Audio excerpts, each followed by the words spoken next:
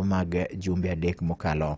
Nyawira ne oyango ni wuon mare ne owito ngimane ka oluwore kod tuo mar kansa mane ochande ka ochakore higa mar 2018.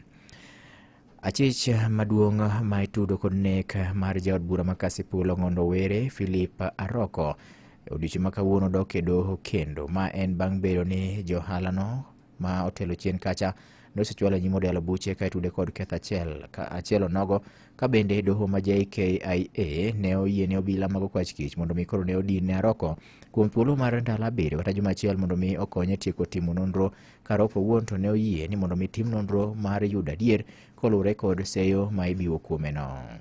The situation that we are in is very unfortunate. I don't want to talk about it because it's under investigation, and I want to leave it for the police to do their job. They summoned me to come. I am here.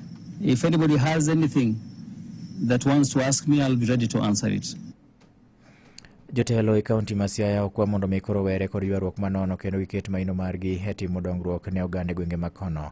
Jodago kane otelne kod John Ouma kod Helen ne giwacho ni ywaruok masani nitiere kind jotelo ma Siaya kelo ng'ikruok maduong' mokalo chenro mag dongruok e kaunti no. Kok e kaunti ma Siaya, George Amolo giler mathoth e wachni. Governor marwa kod all elected leaders from Siaya County mondo giwe lwenye magi siko ka gigo pileni. Lwenye ni osemono gik moko maber timre and mae ni affect nyaka uchumi ma Siaya. Sani dwe chariyo wan ka contractors pok wanong'o pesa mekwa, pok ochulwa, gimono neno en mana ji kodich ka gore ka ji go lweny. And MPs mekwa bende tije mane gine gibini giti ni jopiny bende kigiti. Koro Siaya kae ni en mana lweny. Koro wakwayo mondo lweny ma Siaya ni orum. Ok wadwa koko. Wadwaro ni dongruok obede. Ka kwe nitie, dongruok biro bede. Pile wang'eyo ni ka ruedhi ariyo gore, lume maduono. Mano kwayo mochiw gi jopiny e kaunti ma Siaya kotelnegi gi migosi John Ouma Ogeya to kod Helena Buor, ka Austin Ochieng' ma en jatend rowere ma Lego Usonga e duond buch ODM kod jowadgi Agwengi Awuondo to kod Opondo Agare bende otielo mana kwayo makamano. Ok wadwa lweny masakasa e kindu nikech un joot achiel, un jo ODM ute, nikech samung'enu goru kani to yudhewa emutiyogo, to samutiyo gi yudhewagi ngimagi ema kethre. Lwenje mugo gi mago lwenje moko onego bed ni our youth bedo involve. Koro wakwayo mondo uket kwe mondo ukelnwa dongruok mwadwaro. Giti kamra achiel sama gigore time briga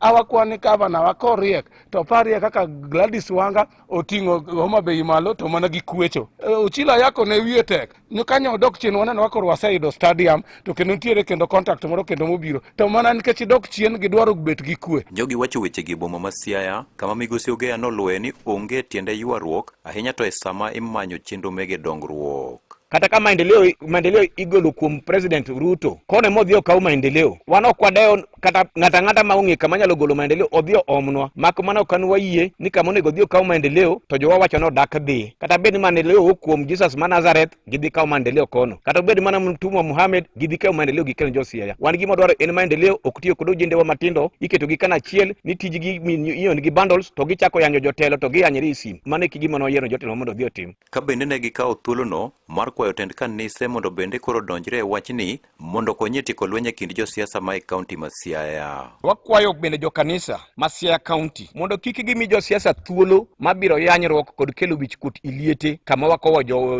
wedewa kod osiepewa mowewa. En wich kuot ni every weekend jirito mana neno en mana koko kod lweny iliete. Wakwayo mondo mai ni jo kanisa odonjie gitam jogo e thuolo maloso mondo koko kod wich kuot magikelo ni josiaya ni mondo rum. Church leaders ka une liel muneno kako kodi beti control mondo koko no kik bed kar kanyo. Ne Radio Ramogi e kaunti ma Siaya, an George Amolo.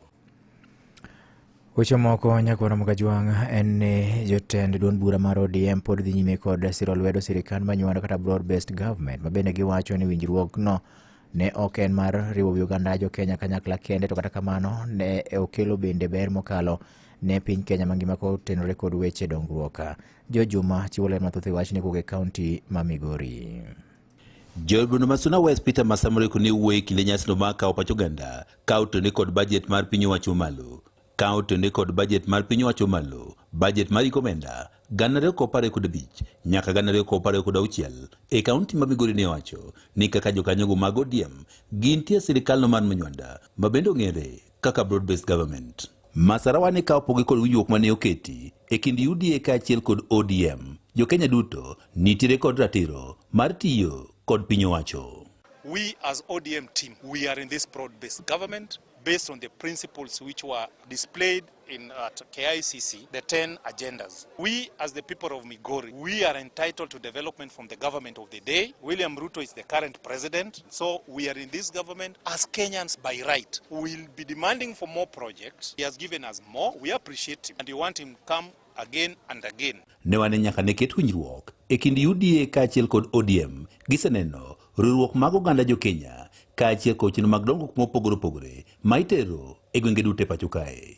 Jobuni Masuna West Peter Masara wacho ni kaka kaunti ma Migori giseyudo chenro mag dongruok mopogore opogore to ahinya e kinde machuok ma jatend piny Kenya William Ruto ne olimo kaunti ma Migori e kinde mandalo adek. We as ODM team, we are in this broad-based government based on the principles which were displayed in at KICC, the 10 agendas. We, as the people of Migori, we are entitled to development from the government of the day. William Ruto is the current president, so we are in this government as Kenyans by right. We will be demanding for more projects. He has given us more. We appreciate him, and we want him to come again and again. Mae nosiko jobono marangu Lilian Gogo, mabende wacho ni omor kod yo mabende nyaka sani kochindo mag dongruok kod itere kon piny Kenya duto ma oting'o gwengo mag Nyanza. I want to assure the public that any time the president gives a commitment that something is going to be done, as long as it comes out of his mouth, either there is already an allocation for it,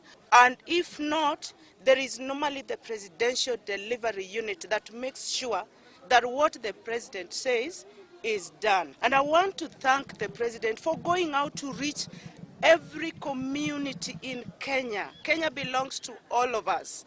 Gogo ne wacho ni kaka jokanyo mag ODM gintie broad-based government, kabende wacho ni nyaka sani ogai mar ODM Raila Amolo Odinga ema koro nyalo konogi ka giwuok e sirikal manywanda. And we are here to stay. More so, in broad-based government, I was taken to parliament through the only biggest party in this country called ODM. As member for Rangwe, we are supporting broad-based government unless Baba authoritatively and expressly tells us to leave, which he has not done to. And I don't see any reason why people should fear that Baba is going to leave the broad-based government. Ne nyaka londo maramo ikuok e kaunti ma Migori, an Jo Juma. Imedo winjo weche matut e kor gwenge gi Vincent Otieno. Jatend migao mar arita Kipchumba Murkomen owacho ni apisa mag obila ne ok ong'eyo wach tulo bende nyomuoch e kinde manyo jalup jatend piny machon Rigathi Gachagua sidho ayanga duond buche mar siasa. Chenrono nyoduogo bedo kod chochni bang' ka kweth mag jonjore moko ne monjogi e log tich ma duond burano mayudore kar dak ma Lavington e kaunti ma Nairobi. Bura mabende wach mabende koro nyochwe omiyo jorit Gachagua nyo yawo magina ka gitemo keyogi. Jofwambo mabende nyoluo wachno, kata kamano nyochwe omonji ma ochun mondo mi koro giruch oko pichni duto manyo gisegoyo kaachiel kod tipo mag video manyo gisemako.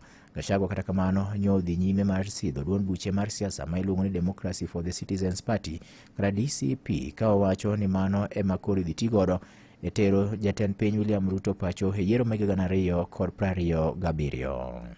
DCP! DCP! I'm a truthful man and an honest man. I keep my word and my promises. I detest lies, and that is why I disagreed with the liar number one. Kata kamano jatend migao mar weche mag arita Kipchumba Murkomen to ne oseyo jotelo mar duond bura mane ochaki manyienno kuom ne rem nyiso obila kotenore kod nyasi margi mar sidho ayanga duond burano manyogi timo odiochieng' manyoro. Investigation indicate that some of the supporters who were invited to come for this function were expecting to be paid some amount, and as a result of fighting over those resources, there was a melee which unfortunately led to some kind of a stampede. Giko weche manyien adimba nyakwara mga jwang'o tudre ka ng'oromo sa 7 thuolo buduoka mar mi weche manyien adimba. Nyinga Vincent Otieno. Magone matuche kor gwenge gi Vincent Otieno. Maramogi Radio Ramogi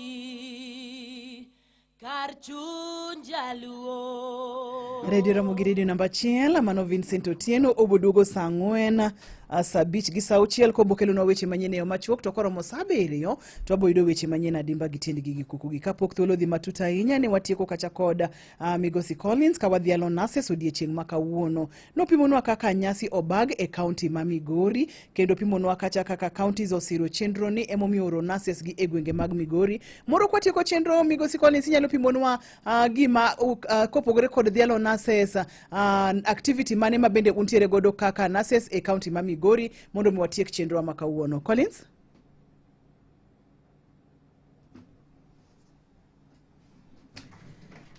Collins oduogo lalna kata kamano yena mondo mwayudo te ka watemo tudore kode kendo mondo miwadhi nyime.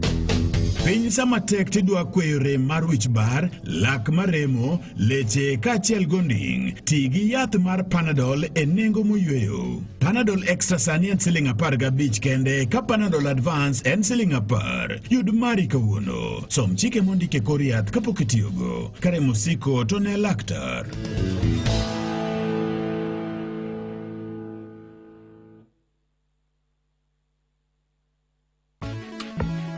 Madison Group Kenya sanimi kwe mar chuny maonge dangni moramora ewi okenge mag chano ni ngima manyime. Kaoni ting mar rito ngimani, mwanduni kod chiwoni okumba moramora midwaro. Gibedewa maromo 27 ei pacho kae mangima, inyalo yudo okumba mar ngima, yani life insurance, makwako keno magi manyime, mortgage, nyaka somo. General Insurance chiwoni okumba ewi gachi, ohandi ewi mwanduni mamoko. Bende investment and wealth management konyi e chano retirement kod keto mwandu mosiko e money market fund. Limwa e bado makisumo mayudore Insurance Plaza, orofa marabirio, Kenyatta Highway, kata badwa Mahoma Bay, apaya mar Bank Road, momanyore gi Maseno University. Siri ni ujasiri. Madison Group, life without worry.